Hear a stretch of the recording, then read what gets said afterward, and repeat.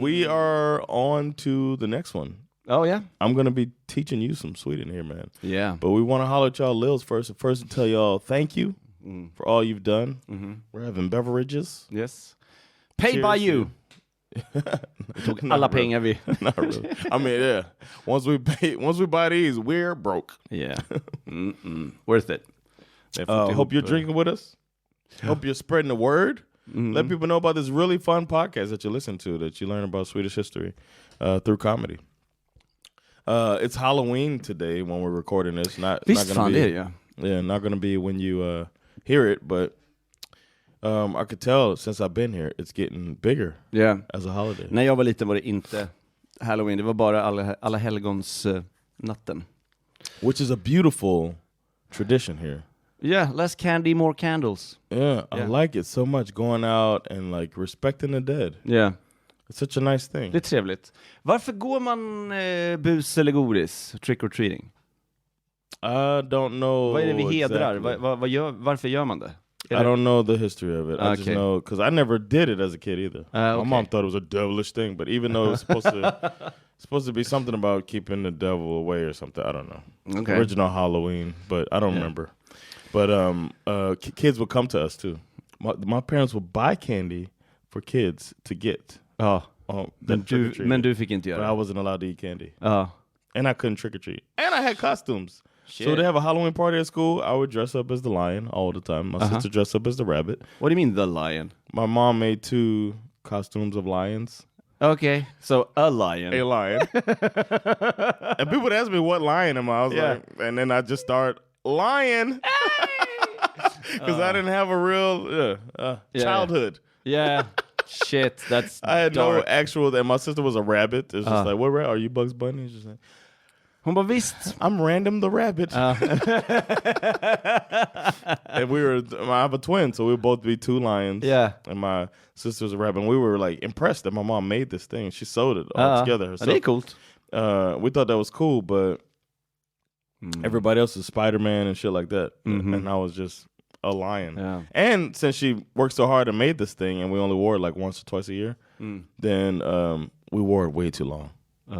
So I'm like 8 years old, and the lion thing stops at my calf and my elbow, and I'm like trying to keep my arms short.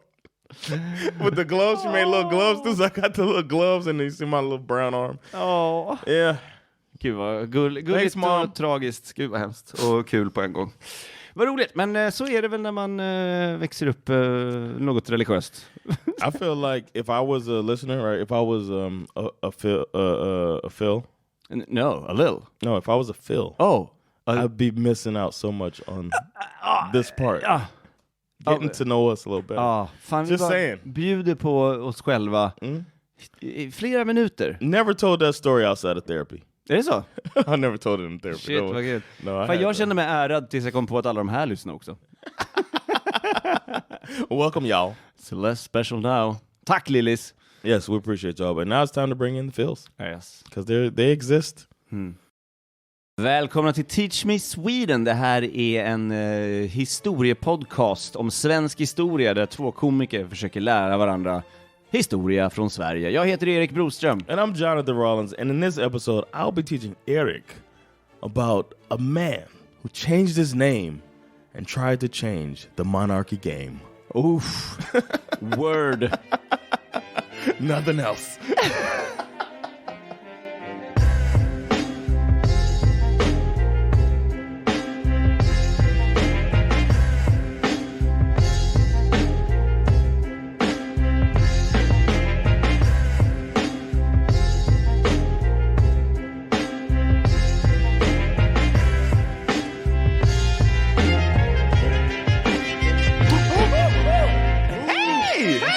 What's up, buddy? Haha, såg dig inte. Kul att se dig. Hey, it's good to see you too, man. I'm really hyped about this story I'm gonna tell you. I learned, I got into it and I was like, like this is one of those that made me like, oh my god. Ja, fy fan vad kul. Ja, jag kan inte. It was like it's juicy, man. Alltså, jag är så redo. Det här är juicy. Is it erotic? A little. Oh! It's a little erotic. It's I could tell you that it's scandalous. Scandalous and erotic. Scandalous and kind of erotic. Okay. Kind of erotic. Du har min nyfikenhet. Make a guess, man. Scandalous. Skandal kind of och lite erotiskt. Är det Gustav V som sladdar av vägen vid Kungens kurva för att han blev avsugen? Okej, det är inte den. Se på ditt expression att det inte är den. What happened with Gustav V? Allegedly så har han åkt i en bil och han var kan ha varit closeted homosexual. Okay. Och anledningen till att den heter Kungens kurva är för att han kraschade sin bil där. Och då säger ryktet att han blev avsugen av en kille och hade dåligt fokus. Did you know do you know Teddy Pendergrass? Hört namnet. It's a soul singer. Yeah. And he was paralyzed. At the end of his life he was paralyzed because of a blowjob. A lot of people say he was getting a blowjob from a guy while driving, and he crashed the car. I think the other person died. Det är som när man förföljer homosexuella och inte låter dem göra sina saker som vi andra. Då får de göra i en bil när den andra kör. Yes. How smart is that? För det finns inte en enda kille som har blivit avsugen av en tjej i en bil. Och det finns inget filmmaterial på det heller, det kan jag vara helt säker på. Det kan inte bygga upp ett helt franchise inom porrindustrin på just den grejen. Herregud. I know, right? Kungens kurva. So now I learned something on my own teaching episode. Precis, det var inte ens min tur. Man. Well, it is my turn, and I'm going to read you my story. First of all, this story was suggested by Johan. Thank you, Johan. I found this to be so juicy. Shout out to Johan. Och tack för att du heter som alla andra i historien som vi pratar om. And other people can send in suggestions to us. Ja! Yes, they can send suggestions to teachmesweden@gmail.com. If you write it in English, then I'll take the story. If you write it in Swedish, på svenska så tar jag hand om det här. Yeah, and it's fun to get some interaction and for people to let us know what they want to hear from us. Och ni behöver inte skicka in en uppsats, bara led oss på rätt väg.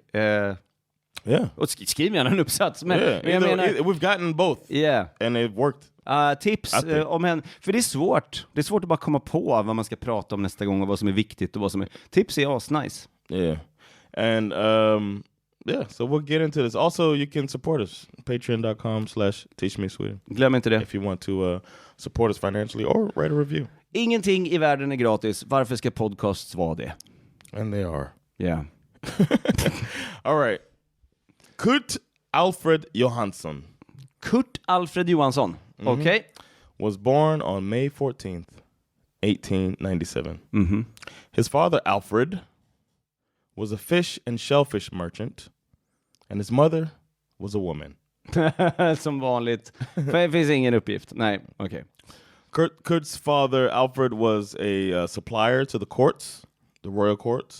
So the family crossed paths with the upper levels of society, such as the royal family. Levererar han fisk till kungahuset? You know, they're eating a lot of fish. Okay, cool. They're eating a lot of shellfish too. Yeah, and they are shellfish.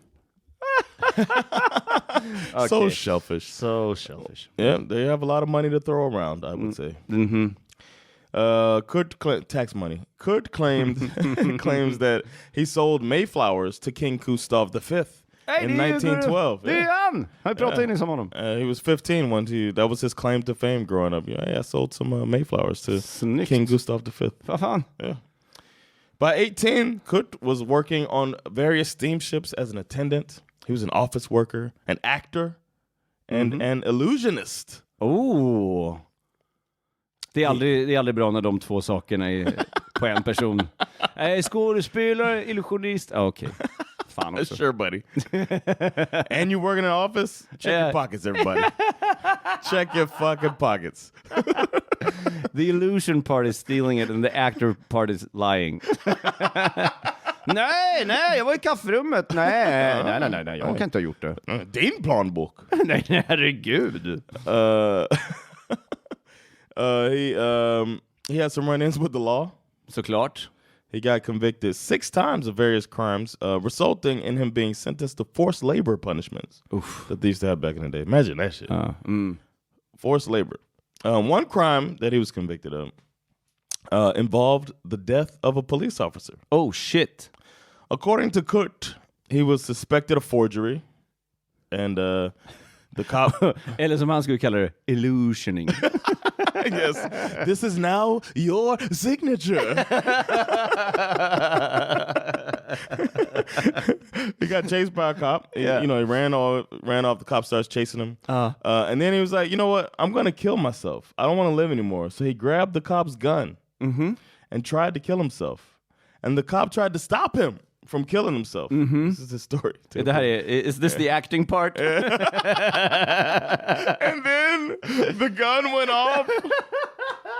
And he's now a dead cop. That poor police officer accidentally got shot 17 times. And when I saw the way he died, I was like, I don't want this for myself.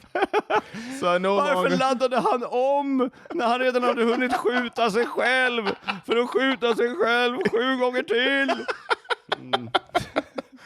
And the courts believed him.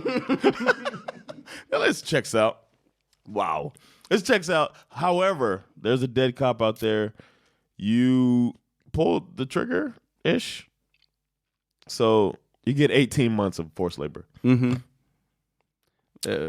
Rimligt, om det hade varit sant att det gick till så. Right? Men det är ändå rimligt att han får straff då. Yeah, man. He must be a straight-up con artist. Now we move on to our other major player in the story. Ooh. Gustav V was crowned king in 1907. Oh, snap! Jag var inte helt ute och cykla. Shit! He was crowned king in 1907, reigned until his death in 1950. He was known for his height. He was tall at 192, which is 6'3.5". In my country's or smarter people. No, it's smart to measure by feet. They're all different lengths. It makes so much sense. 6 Sounds feet. good on paper. 6 feet? What size, motherfucker? The imperial system. But he was known for that, being tall. He was known for his seeming sympathy for the Nazi regime in Germany. Yeah. Who can blame him? Proud. And his love and his love of the sport of tennis. Just det, han spelar tennis igen. Det visste jag faktiskt. Really? Ja, men jag bara visste det. Jag vet inget mer. And for his speaking publicly on political matters. He didn't mind. Jaha. Speaking his mind. Inte hans jobb däremot. Det är väl det som är grejen. Att kungen inte ska ha det. Right. They were saying that to him. And he was like... Men jag tycker det. Yeah. As a matter of fact, Prime Minister resigned during World War I when Gustav V blindsided him with a speech about how Sweden needed to build up their military strength. And the king was like, what's the big deal? I can't talk to my people. What's up? And then the prime minister at the time resigned and he was replaced by Dog. I'm sorry, by Dog's father. Pappa till Dag. Vad är det för tönt som satt innan? Kolla, kungen som inte ska lägger sig i. Och han bara, lägg inte i. Han bara, jo. Okej. And then quit. Ja, men det slutar jag. They probably told him to quit. Hey man, don't be questioning me in public like that. Don't question the king. You gonna do that shit in front of company, man? As he was like, you blindsided me, man. You could have told me you were gonna say something. Eller hur? Talk to my people. I talk to my people and I play tennis. One rumor that quietly circulated about King Gustav V was that he rather enjoyed the company of young men. Young men. He was believed to be a closeted homosexual. Jesus Christ. Fan vad jag gissade typ nästan rätt. Well done. Okay. He wore stylish pince-nez glasses. That's the ones without the arms.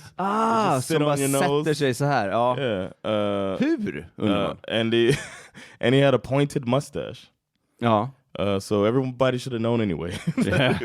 Sounds But he also, to add to that, to those other things, he hit on some of the young men that he came in contact with around the courts. That's what det var en ledtråd.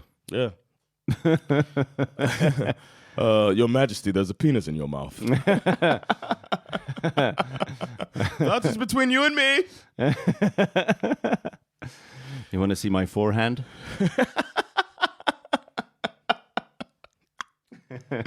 Of course, if it was true, then this would have been something the courts would have done a lot to keep quiet. Såklart. Det här är ju länge sedan. Homosexuality is still not allowed in Sweden. One could end up in the mental hospital. Ja, det var en psykisk sjukdom ju på den tiden. And this is the 30s, 40s-ish.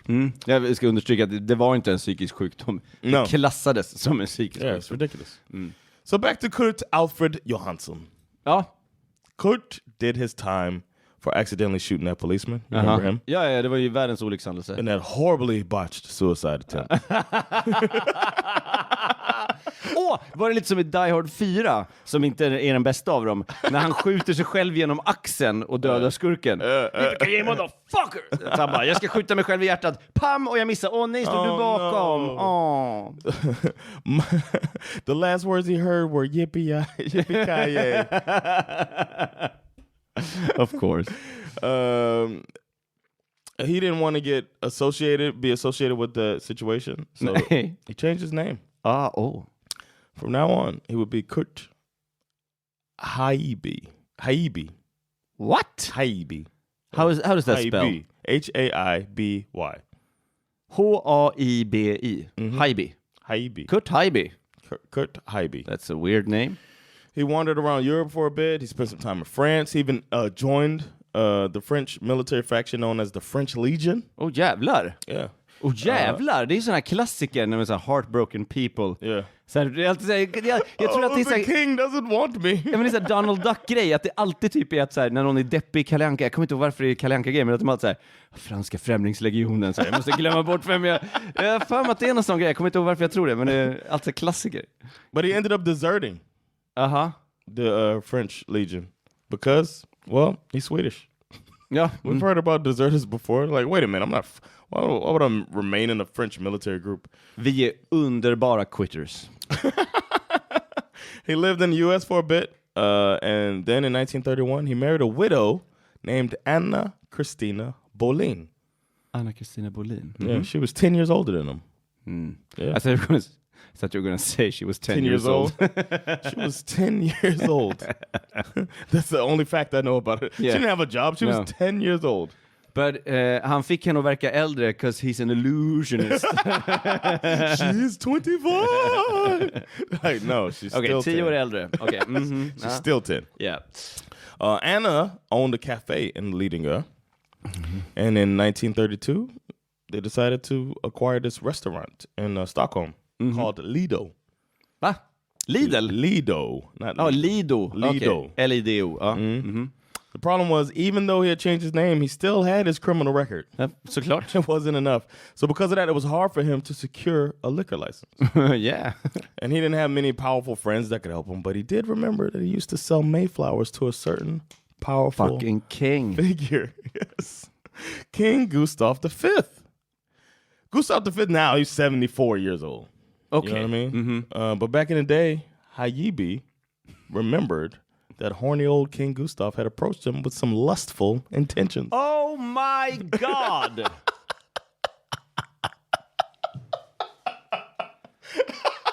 Jesus!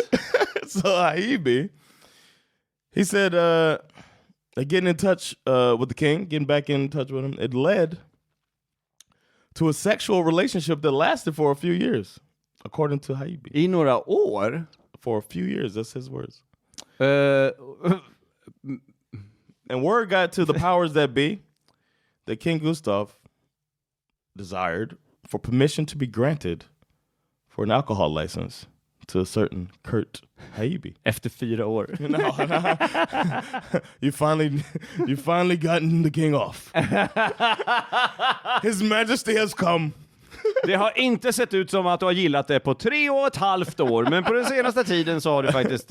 No, but that was just like right away. But he says that they started fucking around and it lasted for years. But he got his...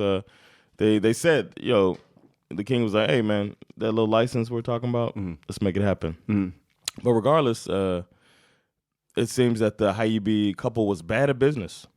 And in 1934, they went bankrupt. In April of 1936, they filed for divorce.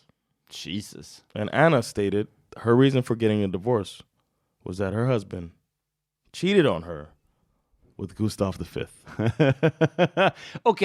Okej. Så hur... Hon måste ju ha vetat att det var svårt för honom att få ett alkoholtillstånd. Och han bara, men jag knullar kungen. Men jag säger ingenting till henne. Och så kommer han så här är tillståndet. Hon bara, hur fick du det? Tur. Alltså... They have this new program, reintegration. Jag gick på måfå till kungen och sa... utan att göra något utbyte mot sexuella tjänster kan jag få ett alkoholtillstånd? Och han sa ja.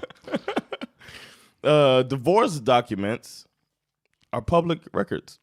And authorities did not want this reason to be public. Ooh. The situation was tricky for many reasons. Homosexuality was criminalized. Ja. So Kurt couldn't come out and openly say, hey man, I'm fucking the king. Nej. That would only get him in trouble since the king has legal immunity. Just det, så han kan inte hamna i skiten. Yeah. Men lilla Kurt kan. So the king could well say, yeah, we used to fuck, so what? But the monarchy didn't want to risk a scandal. Det är rykten då, han är ändå, kungen är en ambassadör för Sverige. Yeah. So if a couple wanted to, say, extort money from a monarchy, this could be a bra pretty läge. good Och way. det gjorde hon säkert, eller? No, They had a secret that could, quote unquote, accidentally get out in a way that doesn't admit to a crime, but could result in hush money, as we call it. Yeah. And I'm not saying that that's what this is. Nej. But it's pretty much what this looks like. It was common knowledge at the time amongst many that the king has homosexual tendencies. He was alleged to have approached male staff with the intent to ride male staffs. I thought that was good. Det är inte tendencies. Det är aristokratisk mumbo jumbo. I would like to ride your staff. My staff. Forgive my homosexual tendency. But I shall ride you. I am grabbing your cock. It's a tendency. I tend to grab your cock. Anna Haijby went on to change the reason for filing her divorce. Kurt said that she got 15,000 crowns from the government. But either way, she changed her reason for divorce to lång och varaktig söndring.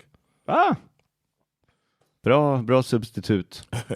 The royal attorney Conrad Quenzel was assigned to the situation. They're like, yo, fix this shit. And he thought the solution was to get Haijby to leave the country. He just wanted the shit to be over with. Anna and Kurt realized they're onto something. So they continued to try to squeeze money out of the court. Ooh. They allegedly got a little over 34,000 during this period. And the courts gave Haijby 1,500 crowns to go to America. And once he got there, they said that we'll give you another 3,000 to get you started in your life. Then it's like the 1930s, 40s. So it's pretty good money. Är de tillsammans igen nu? När de märker att de kan... That's the thing. They're back and forth. They're off and on. Haijby accepted the deal. Of course. He went to the U.S. And then shortly he came back. He was like, you know what? The government cheated me. They cheated me out of money and they never paid me what they agreed to. Yeah. He even said, you know what? And also, I can't go to America because I got this criminal record. Yeah. So you know, I don't know if I believe that part. Så här har vi lite actor. Yeah, it's the actor part again. With the illusion. So now Haijby said that he was on the run. He's like, I'm on the run. They're after me. Var han det? That's what he called himself. He's like, I'm on the run. Okay. Like, sir, you are standing still. But somehow they were able to buy back this restaurant, Lido. Ja, fan, det gick ju, de kan ju inte. And they're saying it's the money that they saved up from the courts that they've been getting. And then they, as a couple, again, entered into negotiations with the royal court. Wow. And after deliberation, including the king had some input on this, they received some assistance. The Haijbys would get a coffee shop and approval to rent Tristorp's castle in Närke.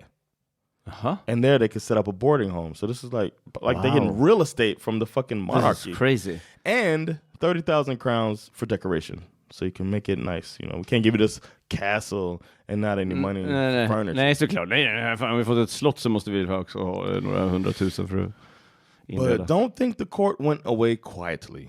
In 1938, they began an investigation against Haijby on suspicion of sexual immorality with minors in Särö, which is a town west on the west coast, just south of Gothenburg. Haijby was alleged to have had an improper relations with an 11 and 13-year-old. Aj. And the 13-year-old had received permission from his parents to share a hotel room with Haijby for a week. The fuck is going on? Kolla, återigen ligger Sverige före USA. Exakt det här som Michael Jackson gjorde. Han fick tillåtelse från föräldrarna. I know, right? I'm thinking, I think back then they weren't equipped. This is my guess off of this. This is my little hobby psychology thing. But I think they weren't equipped to know how to handle it when somebody's homosexual. And they think homosexual means that you're like a deviant. You know what I mean? So then they're like, just, oh, well, he can't help it. He's gay anyway. He might as well go sleep with this. Om jag skickar 11-åriga Birk med den här skumma mannen. I think the parents are like, well, my kid, I don't know what to do. I guess he can go with it. You know what I mean? It's almost like they don't think the kid is a kid. Han gillar inte kvinnor, så att det här är inget barn längre. Once you like your own gender, you're an adult. Men den här 8-åringen verkar ju inte veta vad han har för sexualitet. A few months later, the kid ran away from home. And proving that it was a child, he said he was going to ride his bike from Gothenburg to Stockholm in order to find Haijby. Var det ett bevis på att han var ett barn? It's proof that you're a kid if you think it's a good idea to ride your bicycle from Gothenburg to Stockholm to see your love interest. Challenge accepted! Jag ska cykla till Göteborg! Father, can I have my pump? In case my bike goes flat. Haijby had a lawyer named Erik Broström who said that there was no legal authority for this arrest, as the evidence in that they had was insufficient for this case. But both boys had previously testified about the abuse, even though that he said it wasn't even a good case. Haijby was not prosecuted. I wonder if it has something to do with his connections with the king. I don't know. But he was taken to Beckomberga Mental Hospital. Jävlar, Beckomberga! Det var länge sedan jag hörde talas om det. He was taken there for observation, something that at the time was recommended by the medical board in the case of homosexual prostitution against minors, is what they called it. The chief physician in charge, named Harald Rabe, was soon able to rule out mental illness. And on December 21st, Kurt was discharged as healthy, according to his patient note. Jesus. När jag var liten, då var fortfarande Beckomberga aktivt som ett mentalsjukhus. Så man brukar säga det. Åk till Beckomberga, jävla CP, typ så. Inte den mest upplysta förolämpningen, men det var ungefär så vi sa. Okay. The court had by this time paid out at least 100,000 crowns to Haijby. And before being discharged from Beckomberga Hospital, he had a choice between prosecution and immigration, like leaving, exile, I guess. Yeah. He was persuaded in return for to leave. In return, he would get a monthly maintenance of 425 crowns, and he had to sign an agreement to refrain from further accusations against the king. Okay, so nu sätter de ner foten. They're like, yeah, you get enough is enough. You get an allowance, 425 crowns a month. Just shut the fuck up. Or what? Stockholm. Go to jail? Or go to jail, yeah. Yeah. You either get prosecuted for this shit you did, or you... the police chief, Stockholm's police chief contributed with the help of Germans to make this happen, like figure this whole thing out. Is this in the 30s? I want to say the 40s now. Okay, so there's definitely Nazis involved now. Yeah. He said, as far as all of my crimes, can you just not see it? Pretend you do not see what I'm doing. Sometime later, so he took the deal. Yeah. He's like, all right, I get my allowance, I'll go to Germany. Thank you. Then, while in Germany, he was arrested, accused of 2 new counts of lewdness with underage boys. Men vad fan, kom igen nu. And eventually convicted. Och i Tyskland, de gillade homosexuella väldigt lite. After serving his sentence, Haijby remained in Gestapo custody due to a further investigation into false reporting. So they probably just made that shit up. Ja, det låter som... du har ju hoppat på med de här pojkarna. Och so then... rapporterat falskt också. So the police chief in Gothenburg got a call from the Gestapo. And they said they wanted to know, do the Swedish police have any interest in this guy? Because they're saying, we have him here. And he's in... And we can handle him here. We have him in a concentration camp right now. Yeah.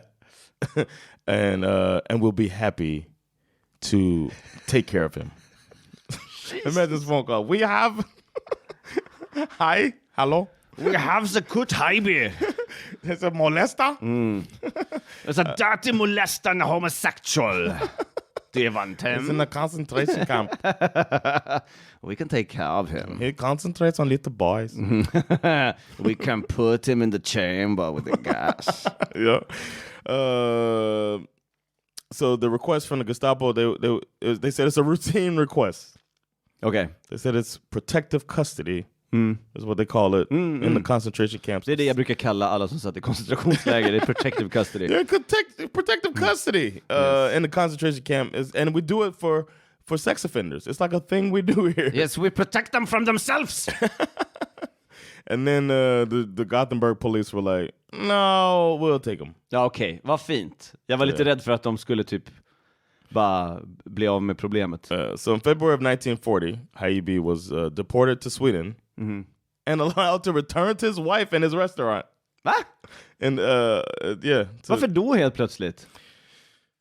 I think they feel like they can't do too much to this guy. Nej, okej. He's got this big secret. Nej, okej. Ja. Men okej. Jag säger inte att det hade varit rätt, men det hade ju varit enkelt att lämna honom där. Yeah. Ja. Men, och hatten av för att de inte gjorde det. Det är ju helt fel moraliskt. Men... He's trying to extort you. Ja, He's been milking this. Men det är fortfarande fel moraliskt. Yeah, I agree. No, I wasn't saying... Okay. Jag bara säger att det hade inte varit första gången någon hade agerat omoraliskt i enkelhetens syfte. Yeah. So upon his return to Sweden, Haijby contacted a scandal writer. Nej! And but this writer was monitored by phone because of the state of the whole situation. Nazis coming up and all this stuff, and you never know what type of shit's gonna come up about. Who knows? Sure. I don't know. A gay monarch. Yeah.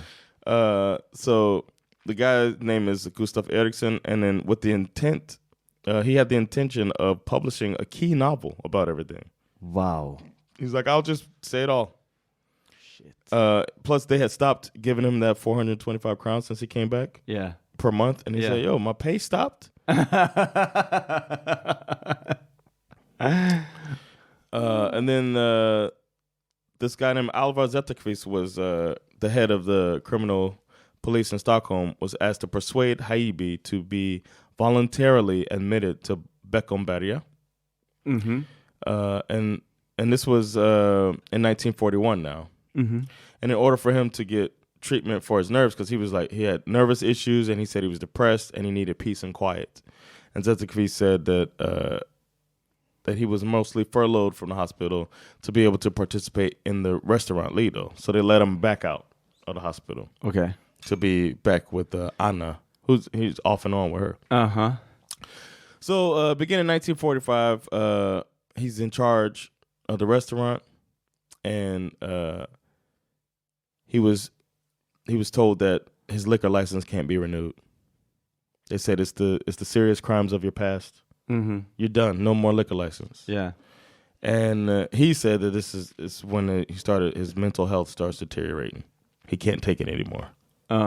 He probably feels like he's probably feeling like I can't milk this situation anymore. Så han bestämde sig för att skjuta sig själv, men han råkar döda 5 poliser istället. He was admitted to Södersjukhuset under the diagnosis of depression. I didn't know you can... Om jag har suttit på ett koncentrationsläger och blivit förhörd av Gestapo, jag kan tänka mig att man blir deprimerad. It's gotten tough, yeah. Det finns lite PTSD där. And he might not... I don't want to show sympathy for child offenders or whatever. Nej, självklart inte. But he might know it's wrong and feels like he can't. You know what I'm saying? He's probably conflicted about it. He's gotta be conflicted about it. Jag tror att långt ifrån alla child molesters och pedofiler njuter av det. Jag tror att eftersom det är en psykisk störning så tror jag att många mår jättedåligt av det. Utan att försvara det såklart. Det här är inte en debatt om det. No. Fortsätt. But during 1946, another 15,000 was paid to Haijby. As long as he didn't print a book. Don't put a book out. All right, buddy. Here's 15,000. Don't put a book out. And then, despite this, he published his accusations of legal abuse against him in the self-published key novel, Patrick Kajson Goes Again is the name of it. I guess it's in Swedish. Okay. The book left the printing house on December 5th, 1947. And there were 1,000 copies printed. And during December, Zetterqvist, the guy, the chief, and Reich Marshal Ekeberg met with the Minister of Justice, Zetterberg, and Zetterberg told the government. And they were like, we don't need this to come out. So the chief of police bought up det var det jag hoppades att du skulle säga. all of them, all that he could. He bought up every edition that he could and stored it in the police station. And the purchase was partially paid for with part of the court administration's previously issued funds, which Kurt Haijby left in Zetterqvist's custody. Okay. And what's her name? Anna was worried about his mental health, so she had left some money to try to take care of him. So they took some of his own care money. De köpte hans böcker för hans egna pengar. Yeah. Fy fan vad fint. Yeah. Over time, Haijby became interested in getting the book back out there. Eller det sålde ju. Yeah. Can we get some more copies out there? And then he contacted him, and then he bought back the books in 1951 because the word had kind of gotten out, and they were like, "It's not as bad as we thought." You know, people. It's just like a bunch of rumors about the king. There's probably this whole story you mentioned. Kungens Kurva probably had already, and they're just like, you know what, the king has been reckless. He's getting blowjobs in the car. Fuck it, man. This dude's milked us for so much. But Anna had made some payments to get this deal going. Okay. So she's working behind the scenes. They're both. I feel like they're like a con artist couple. I don't know. That's the vibe I get.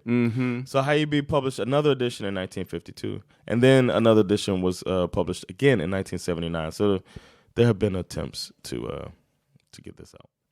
After the death of King Gustav V in October of 1950, Kurt wrote a large number of letters to several different authorities about legal abuses he claimed he had been subjected to. The chancellor received a request from the government. Tror du, vänta nu, han sålde majblommor till kungen när han var liten. Det finns ju, jag har en kompis som studerar liksom sexualstörningar. De säger att det är inte alltid så, men det är vanligt att folk som utvecklar sådana störningar, alltså pedofilstörningar, själva har blivit utsatta för det. Yeah. Så att det, nu ska inte jag säga, det här är ju bara rykten han sprider, men intressant. Yeah. But I didn't see anywhere what he's alleging besides legal abuse. He's saying legal abuse is what he's saying too. Illegal, inte illegal. No, he's saying abuse is always illegal. Abuses of the law, I mean. Legal abuse. Inte sexual nature. They doesn't say that. It just says about the legal abuses he says he's been subjected to. Okay. Okay. And then an investigation came out to find out if there was any basis of his claims. And then the investigation ended in 1952, and it showed that his accusations were largely unfounded. And they said it's also clear that the court paid out large sums and took other measures with the apparent aim of silencing him. So they said they were going to seal the results of this investigation, because of course. And they didn't see, so the Chancellor of Justice couldn't see any abuse by any official, but he believed that there was evidence of blackmail on the part of Haijby. Okej. Ja, So they submitted their investigation to the national prosecutor. Finns det väl klara bevis för? Who in turn had another investigation carried out. This sounds so Swedish. And then this led to the prosecution of Kurt Haijby. Wow. And behind closed doors, he was sentenced on December 22nd, 1952 to 8 years of penal servitude for aggravated extortion. Han satte igång sitt eget åtal. Vilket jävla idiot alltså. And the verdict could be handed down mainly by Zetterqvist, who had been dealing with this whole situation. Yeah. And the sentence was reduced in 1953 by the Court of Appeals to 6 years of penal servitude, which is that hard labor. Yeah. Whatever. It's funny, it's called penal. Yeah, it's a word pun in there. Let's not investigate. No, we won't. We won't delve into the penal servitude. But the penal servitude will delve into us. Vi kunde inte låta bli. Nope. Haijby was released from prison in 1956 for health reasons. Okay. After several rejected clemency applications. What, depression? So he lived from 56 to 65, and in 1965 he committed suicide. Men hur många poliser dog? He committed suicide 1 year after Anna Haijby died. Okej. Så det fanns någonting där i alla fall då. Yeah.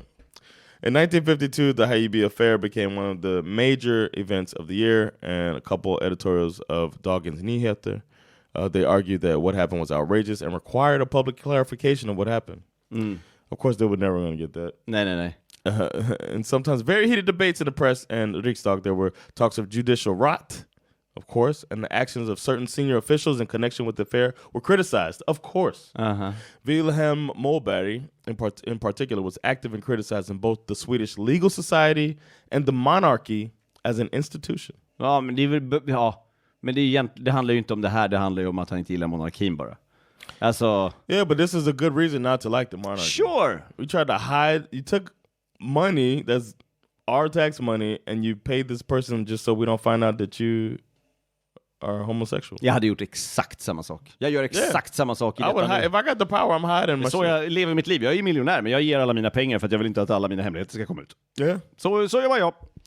The validity of this story has been constantly questioned. Some say Haijby made up most of it and that the couple are con artists. However, something had to have happened, or else why would the royal court give so much money? Det är klart att det hände någonting. It's estimated that the couple received over $1 million crowns over time. Wow. And why would the court give so much money to some lying con artists? Verkligen. So that is the story of the Haijby affair. Haijbyaffären.